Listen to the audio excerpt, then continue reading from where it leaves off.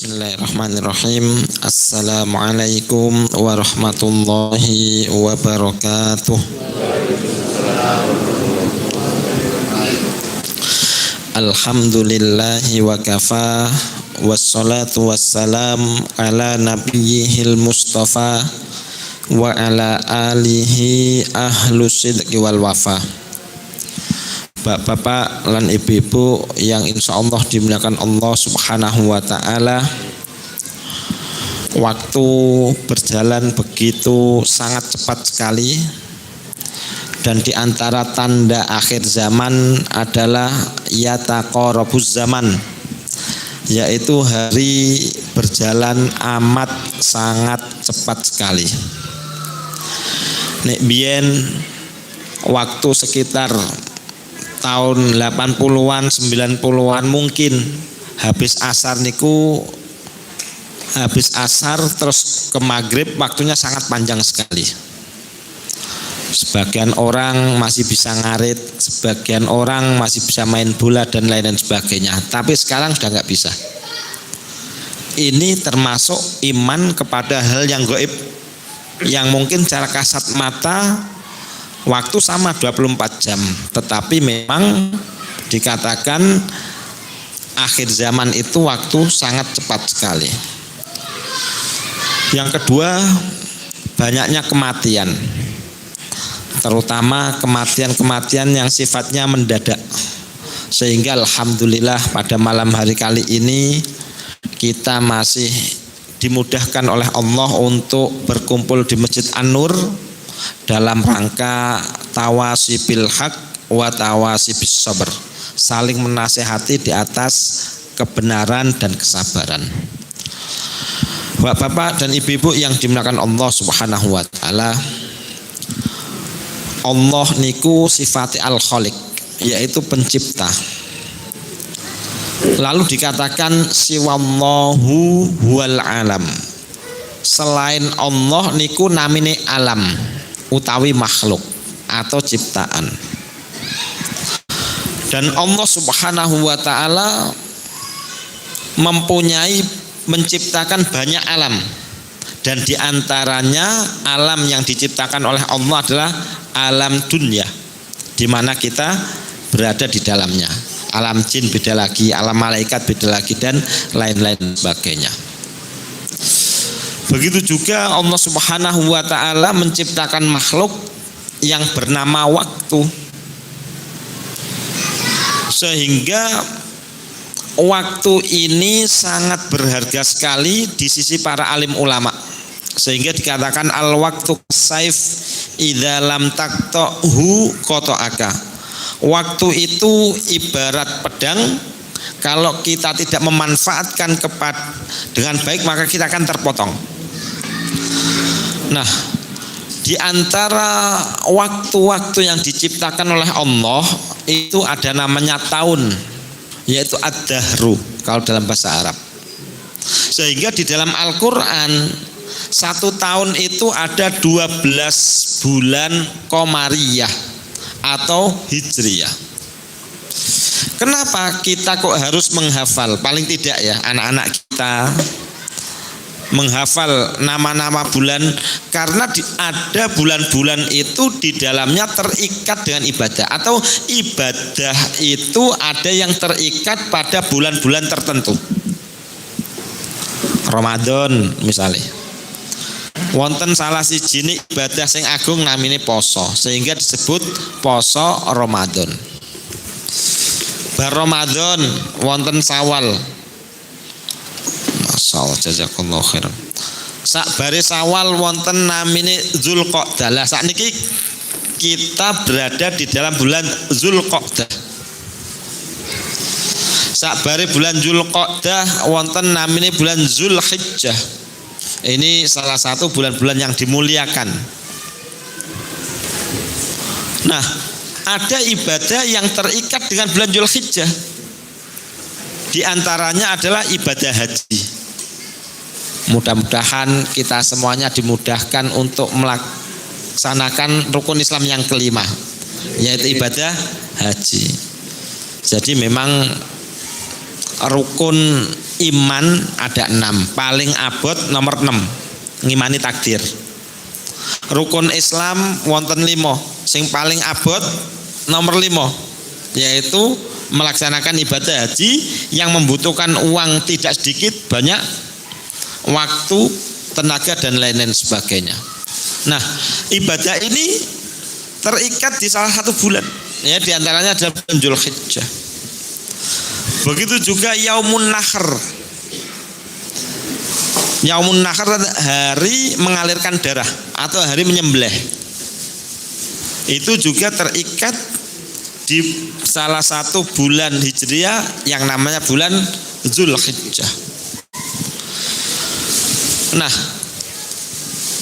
agar supaya kita semangat dalam beribadah di bulan Dzulhijjah, maka tentunya ibadah-ibadah itu harus disampaikan keutamaannya. Contoh, rakaatul fajri khairun minad dunya wa ma 'alaiha. 2 rakaat fajar lebih utama daripada dunia dan seisinya di sisi Allah Subhanahu wa taala.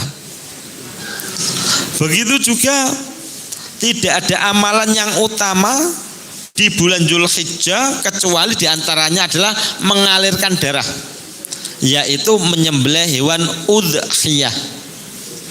Kalau bahasa kita namanya ibadah korban. Ini salah satu syariatnya Nabi Ibrahim alaihissalam yang dilanjutkan oleh Rasulullah Muhammad sallallahu alaihi wasallam. Bahkan saking pentingnya dalam mengalirkan darah, wonten salah sijine orang salaf, orang soleh zaman dulu, nggak punya uang, mau korban unta nggak bisa, mau korban sapi nggak bisa, mau korban domba nggak bisa. Akhirnya apa? Dia menyembelih ayam. Menyembelih ayam. Bukan berarti ayam itu salah satu hewan yang sah untuk korban, enggak. Karena dia ingin mendapatkan keutamaan mengalirkan darah pada waktu itu, yaitu dengan cara menyembelih. Inilah para salaf sangat semangat sekali dalam beribadah, karena di situ disampaikan keutamaan-keutamaannya. Sehingga kebiasaan para salaf, orang soleh zaman dulu, yaitu semangat dalam menuntut ilmu. Alhamdulillah, hadirnya kita di Masjid An-Nur ini insya Allah mengikuti salah satu jejak kebiasaan orang-orang soleh zaman dulu. Menuntut ilmu salah sijine cara yang memudahkan seseorang masuk ke dalam surga. Bapak-bapak dan ibu-ibu yang dimuliakan oleh Allah Subhanahu wa taala, ini termasuk bulan haram, yaitu bulan yang dimuliakan. Orang yang beramal di dalamnya pahalanya dilipat gandakan. Orang yang bermaksiat di dalamnya dosanya pun dilipat gandakan. Sehingga waktu bulan Dzulhijjah ini diantaranya adalah dianjurkan untuk memperbanyak amal soleh. Sekarang ada pertanyaannya, kalau bulan Ramadan yang mulia dan yang utama itu 10 hari terakhir di bulan Ramadan, kalau bulan Dzulhijjah waktu yang paling utama adalah di 10 awal bulan Dzulhijjah. Sekarang ada pertanyaan, kira-kira pahalane gede pundi beramal di 10 hari terakhir di bulan Ramadan atau beramal di 10 awal bulan Dzulhijjah? Ada ulama yang bernama Ibnu Taimiyah mengatakan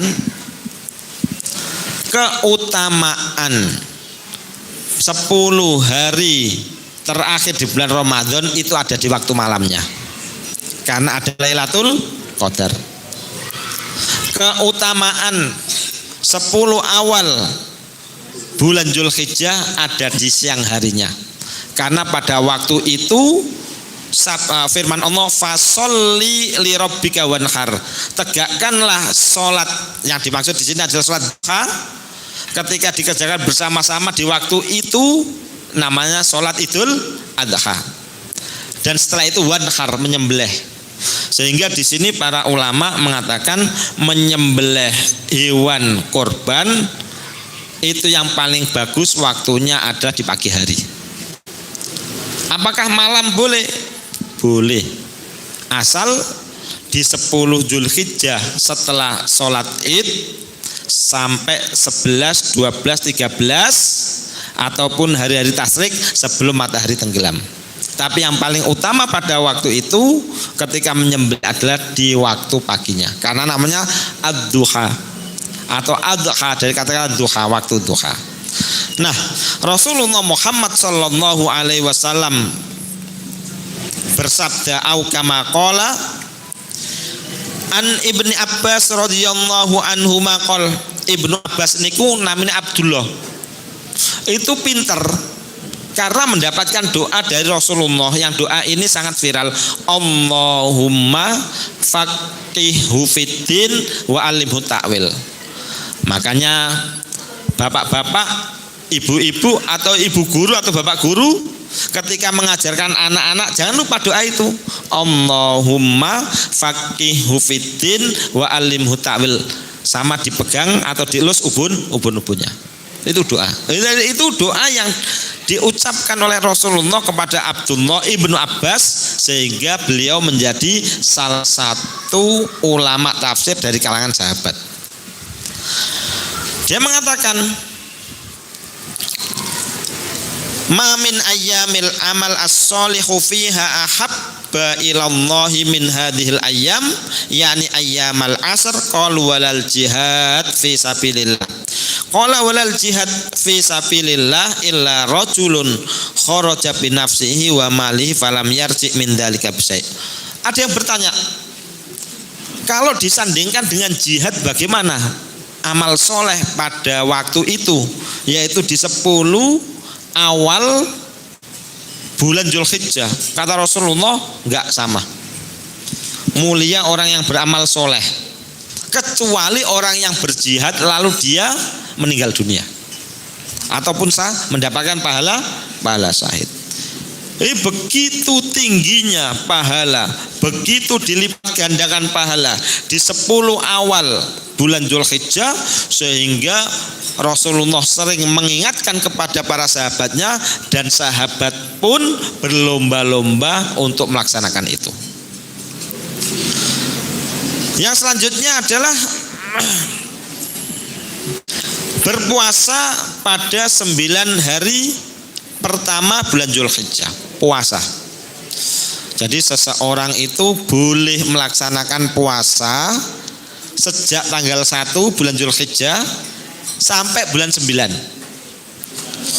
Nek boten kuat, boten cukup di tanggal yang ke-9 bulan Zulhijjah. Terus pahalanya banyak mana? Ya tentunya pahalanya semakin banyak puasanya juga semakin banyak. Dan di antara keutamaannya itu apa? Menghapuskan dosa-dosa sebelumnya 1 tahun dan menghapuskan dosa-dosa setelahnya 1 tahun. Yang dimaksud dosa-dosa di sini adalah as-shaghair, yaitu dosa-dosa kecil. Adapun dosa-dosa besar, itu cara menghapuskannya adalah dengan cara bertaubat kepada Allah Subhanahu wa taala. Di antara dosa besar yang pertama tentunya al-israku billah, yaitu syirik kepada Allah. Yang kedua yang ada sandingannya hampir mirip-mirip, yaitu uququl walidain, yaitu durhaka kepada kedua orang tua. Jangan kira yang dimaksud durhaka kepada orang tua itu mukuli orang tua, enggak. Ternyata seorang anak 1 hari tidak berdoa dengan doa yang diajarkan oleh Rasulullah, yaitu doa untuk kedua orang tua. Rabbighfirli wali walidayya warhamhuma kama rabbayani shaghira. Menurut sebagian ulama sudah termasuk durhaka kepada kedua orang tua. Masya Allah, wong tua niku ngualati nek gak diopeni tenanan. Wong tua niku berkahi nek diopeni tenanan. Cuman ini sebatas teori, mboten gampang ngopeni wong tua, gak gampang. Saya banyak ditanya orang rumah tangga kumpul sama orang tua ngeluh, ya Allah wong tua ini angel kandhanane wis dikeki mangan sak piring njaluk rong piring. Omah wis diresiki jare kurang resik. Ya kudu sabar. Saya menyampaikan seperti ini Pak Bu nggih. Saya itu pernah mendampingi orang tua sendiri, saya juga pernah hidup bersama mertua. Yo ngrasake kudu ngedemati. Yo. Pokoknya bau baik mesti salah gitu. Tapi tapi ganjarannya besar. Di sini wonten apa boten yang masih merawat orang tua satu rumah? Ya, ada nggak? Wah, ada. Kudu sabar Bu, kudu sabar. Kadang itu anak yang rawat satu rumah itu nggak diunggulkan kebaikannya, yang dikebaikannya malah dulure sing aduh kadangan. Tapi pahalanya luar biasa, sabar. Nah ini, maka dosa-dosa besar itu tidak bisa dihapuskan dengan puasa tadi Arafah atau tanggal 1 sampai 9. Itu hanya dosa-dosa kecil. Yang dosa-dosa besar termasuk uququl walidain. Dosa-dosa besar itu banyak ya. Saya kasihkan contoh yang puncaknya saja, yaitu dengan cara bertaubat kepada Allah Subhanahu wa ta'ala. Makanya mumpung kita masih hidup, mumpung kita masih diberi nafas, di antara kebaikan seorang anak atas orang tuanya adalah mendoakannya. Dan tidaklah seseorang mendoakan kedua orang tuanya, hidupnya pasti dimudahkan oleh Allah Subhanahu wa ta'ala. Makanya sekarang ini zamannya orang mumet, ekonomi sulit, ruwet lan salintu-lintune. Coba perhatikan apakah muamalah kita dengan kedua orang tua sudah baik atau belum. Kriterianya diantaranya seperti itu. Nah, Bapak dan Ibu yang dimuliakan oleh Allah Subhanahu wa ta'ala, ya selanjutnya adalah memperbanyak takbir. Jadi memang ada doa-doa di waktu-waktu tertentu itu utama. Dan di antara kebiasaan orang soleh zaman dulu, jadi kebiasaan wong soleh niku apa? Ndongake orang lain begini, Allahumma rzuqhu wa barik fi. Ya Allah, berikanlah kekayaan kepada orang itu dan barokailah. Rata-rata saat niki kan terhadap harta malah sawang sinawang, iren pengiren. Ana tanggane bangun omah mawon langsung loro ati. Sepeda motore anyar langsung dirasani paling yo kredit. Itu tidak menjadi kebiasaan orang soleh, bukan seperti itu. Justru kebiasaan orang soleh itu di antara kebiasaan doanya kepada orang lain apa? Didoakan kaya dan dibarokai hartanya. Kenapa? Itu mengamalkan dari sabda Rasulullah Muhammad Sallallahu Alaihi Wasallam, tidaklah seseorang yang mendoakan orang lain saudaranya tanpa sepengetahuannya, maka dia juga akan didoakan oleh para malaikat. Di antara contohnya adalah wabil asharihum yastaghfirun. Waktu sahar, waktu sepertiga malam terakhir, zikir wirid yang paling utama itu istighfar. Istighfar lafate kata astaghfirullahaladzim wa atubu ilaih.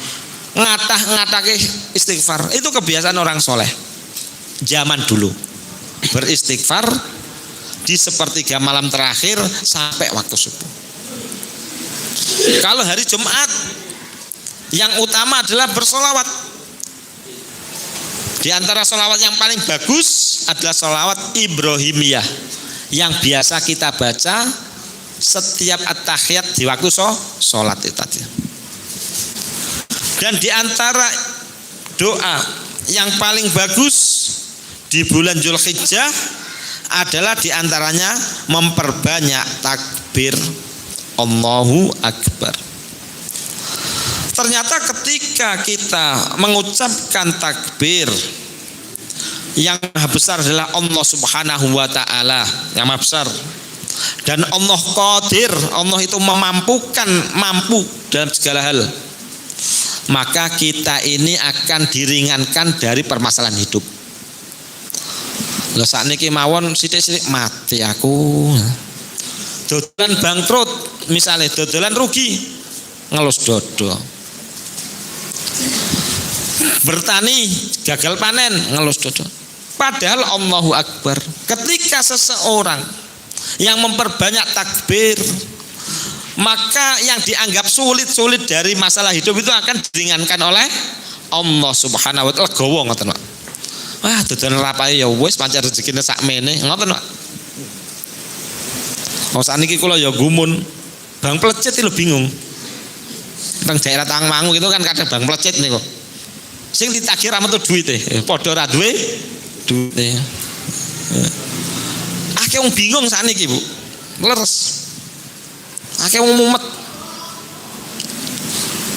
Hampir obrolan itu rata-rata urusan ekonomi. Itu enggak jarang sekali obrolan tentang aku mau kok gak sholat tahajud ya, gelo enggak ada. Aku maesok kok ora sholat duha, enggak ada, Pak. Rata-rata obrolannya urusan apa? Sehingga hatinya itu dijadikan sedih oleh Allah Subhanahu wa ta'ala. Makanya untuk menghilangkan itu memperbanyak takbir. Allahu Akbar. Allah maha besar dan Allah maha mampu. Sesuatu yang mustahil bagi Allah mudah. Ini diantara ternyata memang untuk nentremke ati diantaranya adalah banyak wirid. Apalagi kita di akhir zaman ini banyak fitnahnya. Fitnah luar biasa sekarang, silih berganti. Ya alhamdulillah bapak-bapak dan ibu-ibu di masjid yang kita cintai ini An-Nur diadakan kajian-kajian, mudah-mudahan paling tidak ini membuktikan bahwa kita ingin kedepannya lebih baik lagi dalam segala hal, tentunya dalam masalah ibadah kepada Allah Subhanahu wa ta'ala. Nah yang selanjutnya adalah memperbanyak zikir, wirid sakit-sakite.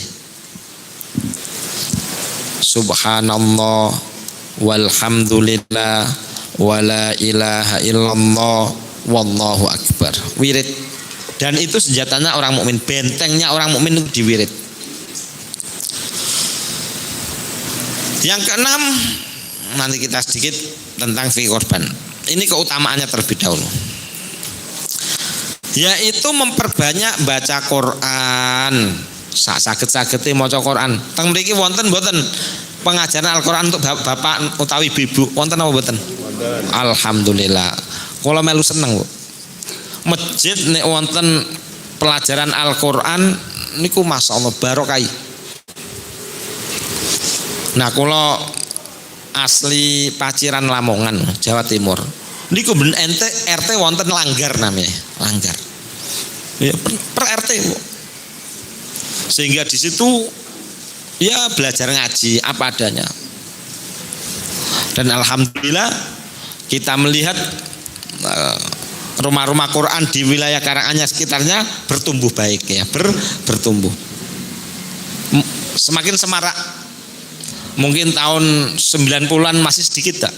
Katanya seperti itu ya. Tapi alhamdulillah bersyukur pada Allah Subhanahu wa ta'ala. Dan yang terakhir di antara keutamaannya adalah memperbanyak sedekah. Ternyata sedekah itu perlu latihan. Walaupun toh dalam keadaan ra duwe duit misalnya, duit 5.000, sedekah 500. Dilatih. Dan itu kebiasaan di antara kebiasaan salaf.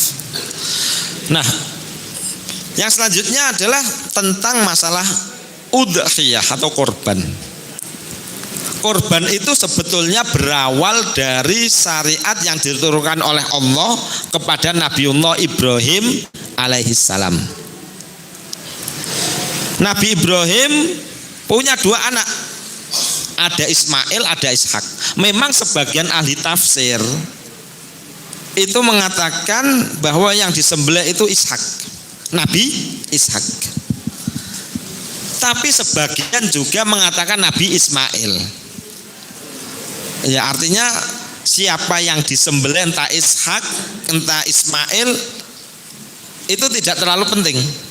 Yang terpenting adalah praktek bagaimana Nabiullah Ibrahim alaihissalam bermimpi menyembelih salah satu anaknya. Coba ujiannya, kok nyembelih anaknya? Ketika disembelih langsung diganti oleh Allah dengan domba yang besar. Dan ini syariat sampai dilanjutkan kepada syariatnya Nabi Muhammad Sallallahu Alaihi Wasallam. Nah, sekarang udhiyah, jadi bukan korban ya, korban perasaan itu ya. Udhiyah itu yang dimaksud adalah hewan sembelihan.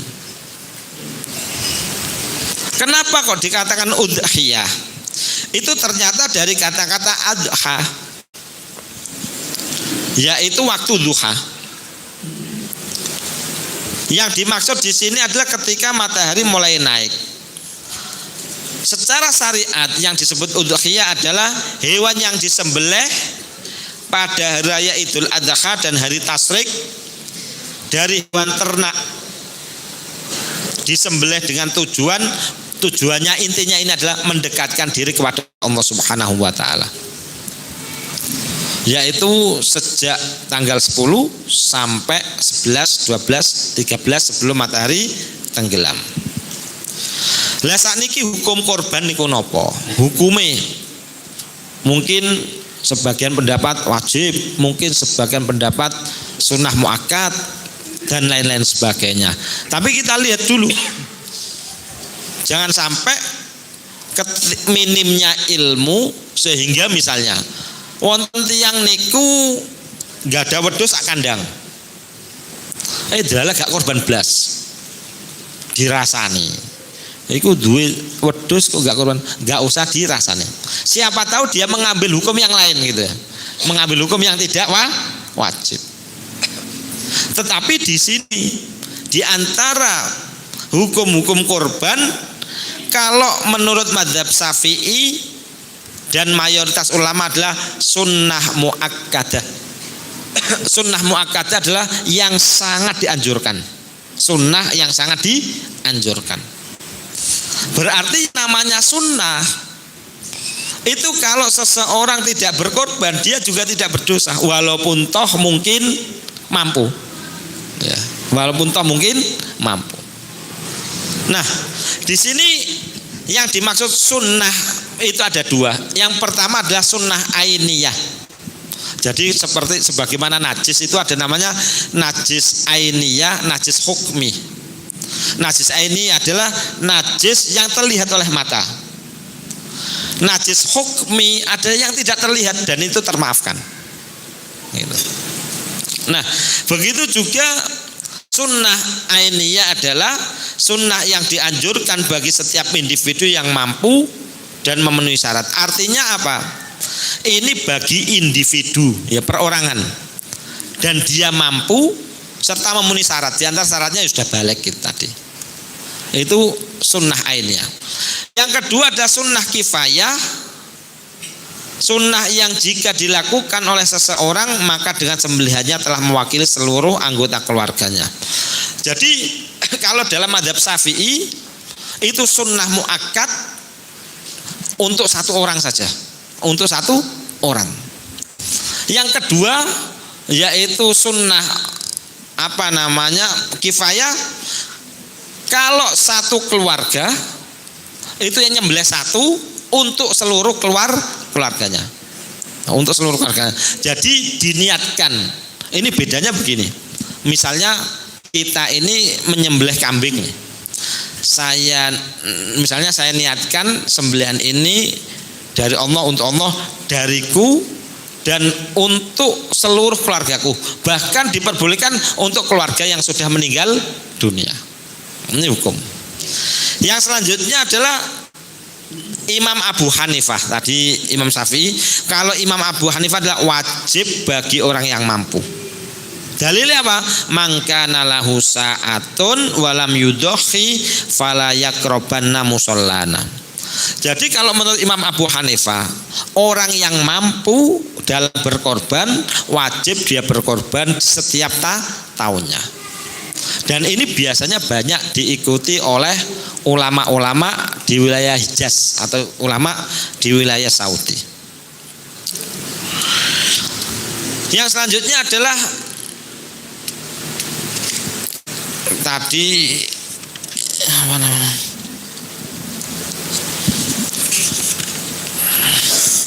Waktu penyembelihan.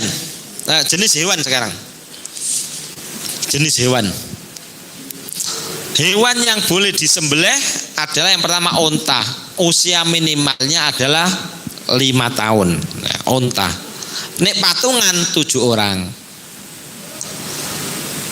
Sapi usia minimalnya adalah 2 tahun. Nek patungan 7 orang.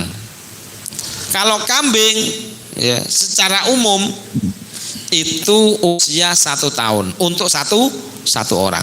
Nek patungan mboten boleh. Ya, tidak boleh.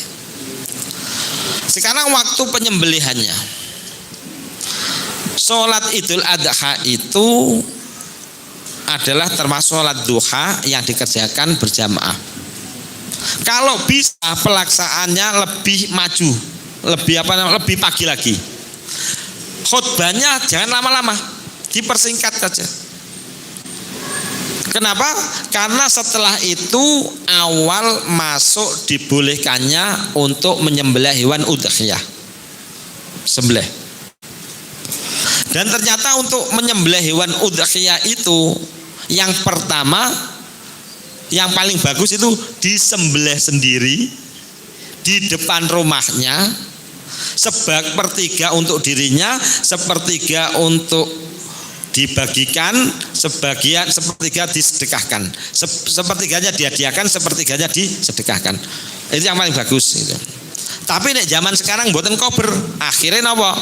Diserahkan kepada panitia, terutama dalam hal ini ada di masjid-masjid yang ada, dipasrahkan kepada takmir masjid atau apa namanya pengurus yang ada situ. Kalau bisa memang orang yang menyembelih itu ya, diberi daging dari daging sembelihannya, dari daging hewan sembelihannya. Tapi kalau dipasrahkan ya monggo, tidak apa-apa. Yang penting di situ ada saling ridho antarodin. Setelah itu waktu yang paling akhir adalah hari tasyrik yang ketiga. Kalau misalnya Idul Adha-nya itu jatuh hari Ahad, berarti hari tasyrik dihitung mulai dari hari Senin, Selasa, Rabu, sebelum tenggelamnya matahari. Jadi sebelum tenggelamnya matahari.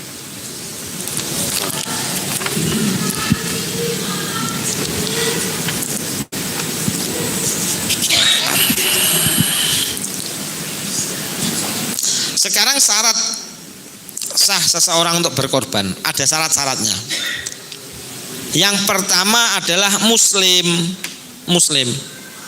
Ternyata begini, setelah kita mendengarkan beberapa ilmu itu, orang kafir itu tetap dia mendapatkan kewajiban sebagaimana kewajiban yang dibebankan atas syariat ini. Contohnya sholat, contohnya puasa, contohnya berkorban. Tetapi kalau dia mengerjakan tidak sah. Kenapakah? Kafir tadi, tidak muslim. Tapi kalau dia tidak mengerjakan, dia berdosa. Berarti setiap hari itu mereka tambahan dosanya bertambah. Nah makanya inilah yang menjadikan syarat pertama dalam ibadah termasuk korban adalah muslim. Yang kedua adalah balik. Balik itu al-wusul ila haddit taklif, yaitu sampainya usia seseorang pada batas terbebani syariat. Namanya orang yang namanya mukallaf. Syarat-syarat mukallaf Yang pertama adalah akil, berakal.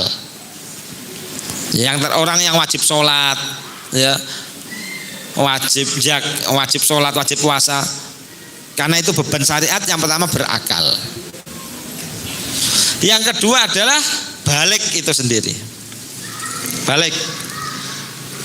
Kalau dalam mazhab Syafi'i, ciri-ciri balik itu yang pertama secara usia 15 tahun. 15 tahun. Yang kedua, mimpi basah. Bagi anak laki-laki maupun perempuan ketika usianya 9 tahun. Makanya bagi teman-teman yang mungkin profesinya guru SD gitu, di antara tugasnya adalah memilah-milah mana muridnya yang sudah balik, mana muridnya yang belum balik. Perlakuannya harus berbeda gitu. Karena tadi terbebani syariat balik. Yang ketiga adalah usulud dakwah, sampainya dakwah. Dan yang keempat adalah salamatul khawasi, selamat panca indera. Kalau ada seseorang yang bersamaan buta dan tuli, maka dia tidak wajib mengerjakan syariat. Nah, disinilah syarat yang kedua bagi orang yang korban, yaitu balik. Yang ketiga adalah berakal.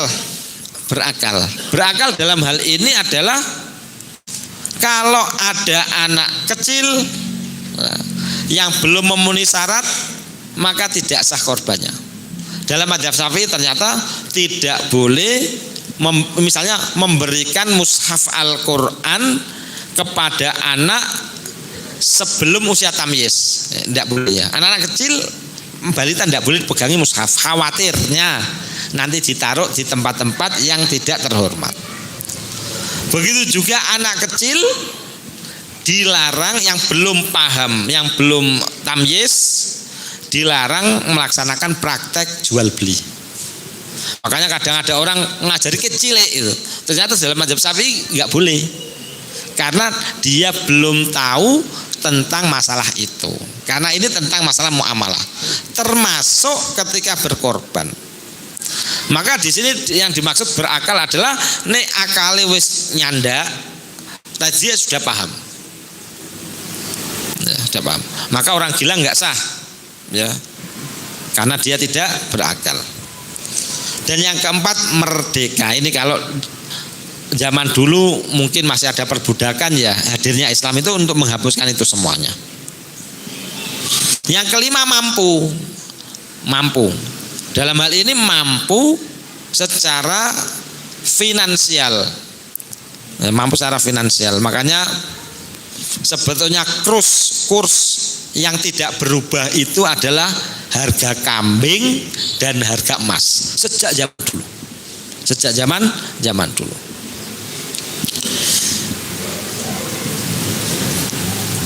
Yang keenam, rosid. Yang dimaksud di sini adalah tidak sempurna akal atau karena terlilit utang. Artinya di sini adalah orang yang tidak terlilit utang. Merdeka begitu. Ini diantara. Apakah boleh orang yang misalnya terlilit utang lalu dia berkorban? Ya masih boleh saja, masih diperbolehkan. Bapak-bapak dan ibu-ibu yang dimuliakan oleh Allah Subhanahu wa taala. Sekarang sifat hewan yang tidak boleh dijadikan untuk korban. Karena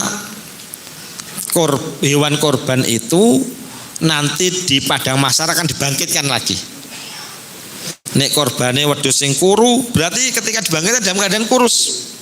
Tapi yang dikorban itu gemuk, maka dia akan menjadi kebanggaan bagi orang yang berkorban. Yang tidak boleh adalah di sini buta. Baik buta dari lahir bawaan maupun buta karena sakit. Baik buta salah satunya atau buta kedua-duanya. Berarti dalam hal ini ketika hewan itu buta matanya, tidak bisa melihat, baik kedua-duanya maupun salah satunya, baik dari lahir ataupun karena sakit, maka ketika hewan itu dikorbankan tidak sah. Maksudnya tidak sah di sini, maksudnya apa? Tidak termasuk daripada hewan udhiyah, tetapi hanya sembelihan biasa. Dagingnya halal, ketika dibagikan pun tetap mendapatkan pahala, tapi tidak masuk dalam kategori udhiyah, hewan udhiyah. Itu ketika buta. Yang kedua adalah pincang. Jadi pincang, baik semuanya maupun salah satunya, sehingga dia itu kesulitan dalam berjalan. Bahasanya begini, kalau ada rombongan kambing, dia berjalan, lalu dia paling tertinggal, paling akhir disebabkan pincangnya itu. Maka pincang dalam hal ini baik bawaan dari lahir ataupun karena kecepit ketika waktu hidup, ini tidak sah korbannya. Kadang orang kan, wah timbangannya pincang ini golek sing elek-elekan wae sing korban. Sisone ge anak, ge apa ge indukan. Kadang seperti itu. Ya monggo saja. Monggo saja kalau dia mungkin mengambil pendapat bahwa itu hanya sebatas sunnah. Tapi kalau kita mengambil kehati-hatiannya adalah sebagaimana firman Allah, lan tanalul birra hatta tunfiku mimma tuhibbun. Sedekah atau berkorban adalah hewan yang paling baik dan hewan yang paling dia sayangi. Nah, yang ketiga adalah sangat kurus. Kurus, yang dimaksud kurus di sini adalah yang tulangnya itu lebih banyak daripada dagingnya. Nah, kalau ngopeni kambing atau sapi gak biasa itu akan kelihatan sekali. Yuk, sangat kurus sekali. Sekali lagi, wah timbangannya kuru, sisanya dikorbanke misalnya. Sembelihannya tetap sah, dagingnya halal. Ketika dibagikan dia mendapatkan pahala, tapi tidak masuk kategori udhiyah. Dan yang keempat adalah sakit parah. Jadi sakit itu kalau manusia ya, misalnya kenapa kalau orang tua itu tidak puasa, itu tidak wajib mengqadha tapi cukup membayar fidyah. Karena potensi untuk kuat tidak bisa. Orang tua ya sangat tua sekali, stroke dan lain sebagainya. Artinya dalam hal ini potensi menghadap Allah lebih besar. Tetapi kenapa orang hamil misalnya, orang menyusui, ketika dia tidak puasa, dia wajib tetap mengqadha, bukan membayar fidyah. Karena kemungkinan sembuh, kemungkinan sehat masih besar. Begitu juga hewan yang sakit, yang tidak boleh dikorbankan adalah kalau sakitnya parah atau potensi mati lebih besar. Makanya di sini dalam hal ini adalah ketika disembelih tetap tetap halal. Dan kalau dibagikan tetap mendapatkan pahala sedekah, tetapi ketika dikorbankan tidak masuk dalam kategori hewan korban ataupun udhiyah. Inilah syarat-syarat diantara sifat hewan yang tidak boleh dijadikan untuk korban.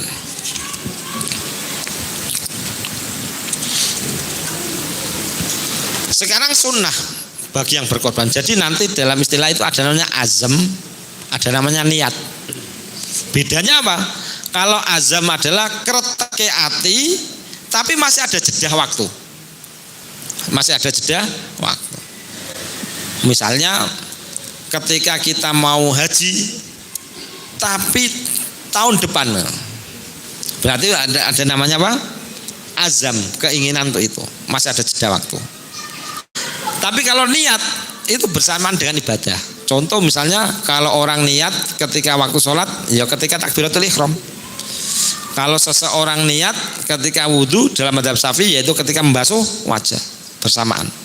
Nah, di sini diantara sunnahnya adalah ketika kita hendak berkorban itu direncanakan ketika bulan Dzulqa'dah.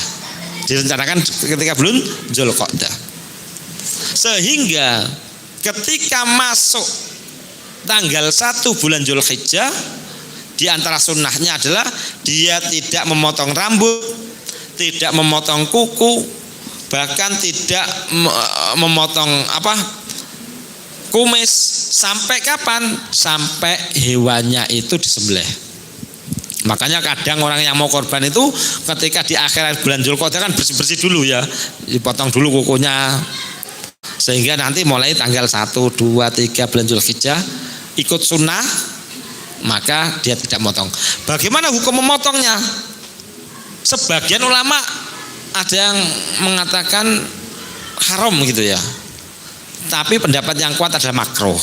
Makruh adalah tidak dianjurkan, tapi tidak berdosa kalau dilaksanakan. Yang kedua adalah menyembelih sendiri bila mampu. Menyembelih sendiri bila mampu. Alhamdulillah sekarang sudah ada namanya juleha, juru sembelihan halal itu ya. Itu juga kita bisa belajar sehingga ketika mau korban bisa sembelih sendiri. Karena di antara sunnahnya adalah menyembelih sendiri hewan korbannya, baik disembelih sendiri di depan rumahnya atau disembelih sendiri di masjid itu.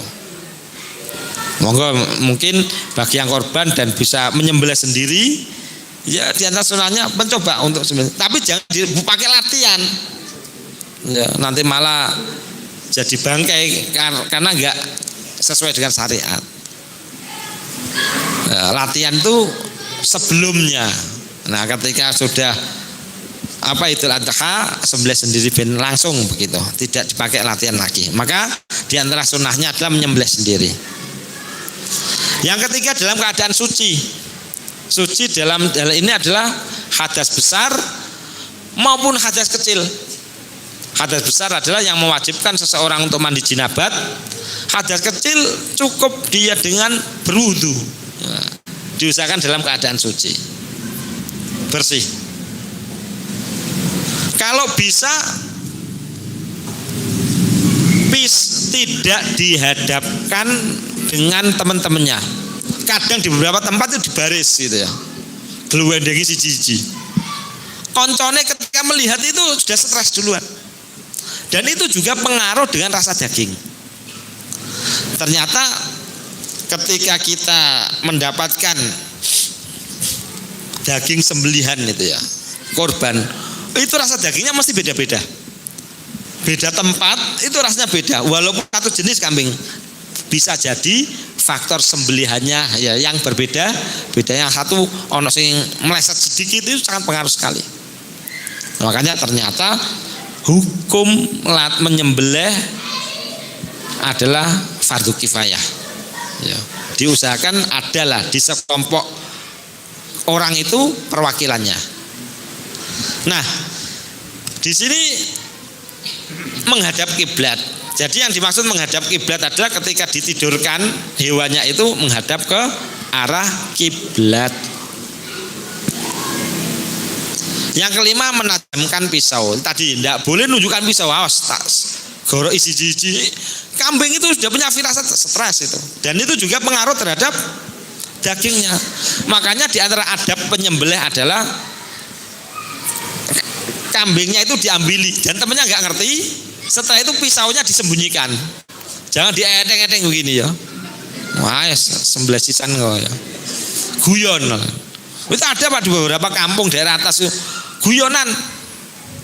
Sapine digepuki sik dudone pisaunya cici. Itu bisa dipastikan dagingnya nggak enak nanti. Karena stres terlebih dahulu. Makanya di sini kan perbaikilah ketika kita menyembelih hewan binat ternak itu tadi. Pisaunya harus tajam, betul-betul tajam. Biasanya kalau di masjid ini acara sembelihannya teng pundi niki? Samping mriki nggih. Tahun niki pinten korban, Pak? 6 sapi. Kambing 4 alhamdulillah ya. Itu menurun apa banyak dari tahun kemarin? Meningkat alhamdulillah ya. Berarti kesadarannya sudah meningkat. Pengaruh dilihat dari karena ada beberapa di wilayah Bojonegoro itu yang mayoritas muslim belas gak ada korban, Pak. Gak ada korban. Iman itu. Setelah itu membaca bismillah kalau dalam madzhab Syafi'i. Sunnah dalam berkorban. yaitu baca bismillah, Allahu Akbar, assalatu wassalam ala Rasulillah, Allahumma hadza minka wa ilaika, Allahumma taqabbal minni. Artinya di sini nanti ketika mau berkorban, nama-nama yang berkorban juga bisa disebutkan. Kalau kita mengikuti mazhab Syafi'i. Mempercepat penyembelihan, sing cepat nyembelihnya. Nah, kalau bisa disaksikan orang banyak, setelah itu memakan sebagian daging walaupun sedikit, memakan sebagian daging walaupun sedikit. Artinya kalau bisa orang yang berkorban itu mengambil dagingnya, daging hewan korbannya, walaupun sedikit, walaupun sebagian juga langsung dipasrahkan begitu. Nah, ini diantara tentang masa korban.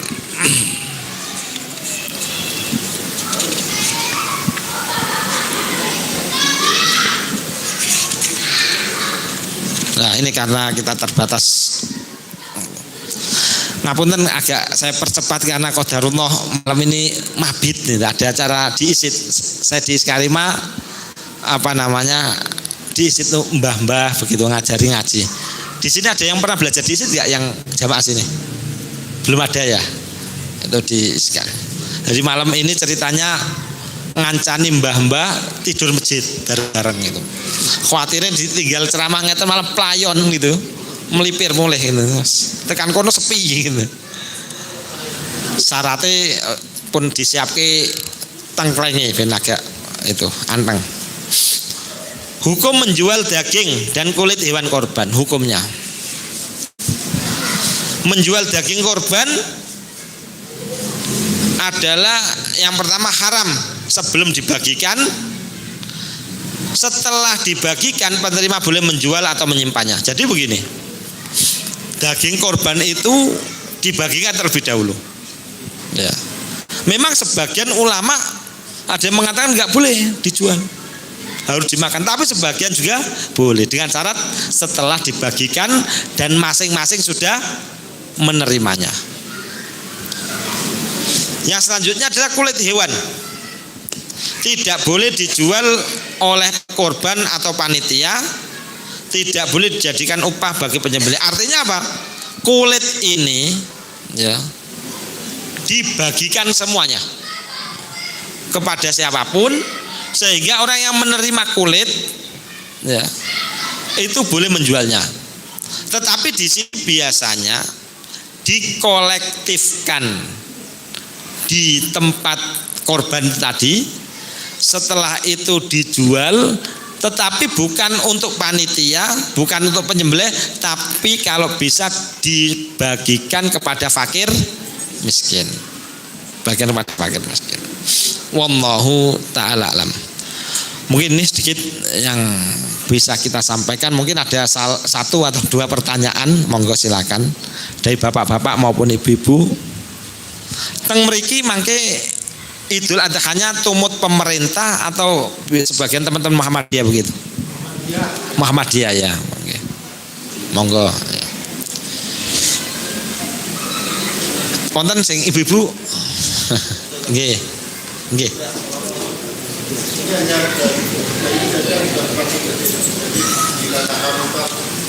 Kalau kurang lebih tidak diperkenankan, tapi itu pernah terjadi di kampung saya itu. Dari sarana sehat, waktu turun dari kendaraan itu terus tetap tidak bisa jalan. Itu hukumnya gimana? Ya. Jadi dalam hal ini kan itu ada sisi kondisional gitu, kondisional.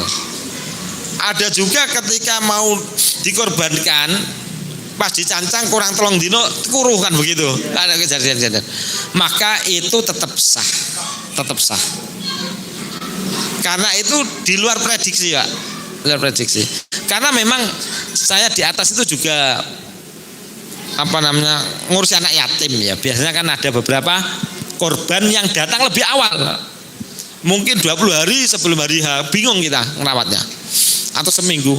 Itu datangnya gemuk itu ya, karena nggak ada yang profesi ngerawat, akhirnya nyusut gitu lah. tetap hewan korban seperti ini tetap sah karena keadaannya. Nggih niku. Nggih. Monggo. Nggih. Masyaallah nggih. Misalnya gini Pak, ada seorang pengkorban dengan korban hewan kambing. Nggih. Kemudian dia meminta jatah untuk jatahnya diberi sapi, boleh Pak? Minta jatahnya di Beri sapi, daging sapi. Hmm. Itu fenomena ini Oh gitu. Jadi memang di wilayah kita itu kan lebih mengedepankan tasamuh, toleransi. Ya. Contoh saya kasih contoh aja, analoginya begini. Takbiran itu bagusnya memang sendiri-sendiri. Tapi kalau di wilayah kita dipimpin ya, karena untuk belajar. Nah, seperti itu nanti tinggal dikomunikasikan saja. Saling legowo begitu ya. Tapi kalau kita masuk dalam masalah syariat emang nggak tepat begitu ya. Jadi hewan yang dikorbankan dia minta sepertiganya itu ya juga dari hewan yang dia korbankan itu. Tapi kalau misalnya itu terjadi di masyarakat dan kita itu masih dalam tahap berdakwah di masyarakat, maka nanti tinggal yang pertama ada komunikasi, yang kedua adalah keridhaan kepada yang korban sapi itu ataupun yang lain. Kalau tidak diridho ya sudah nggak boleh kan begitu. Jadi ada omongan terlebih dahulu. Tapi kalau langsung dihukumi secara syariat memang kurang tepat. Tapi karena kita ini adalah wilayah-wilayah masih pembelajaran, maka masalah-masalah seperti itu memang lebih banyak toleransinya. Wallahu ta'ala. Jadi begitu. Tapi pada dasarnya nggak boleh begitu ya, nggak boleh. Tapi nanti tinggal komunikasi legowo nggak sing korban ini diminta izin oleh orang kan begitu. Dan juga panitianya juga. Ya. Halo, mana?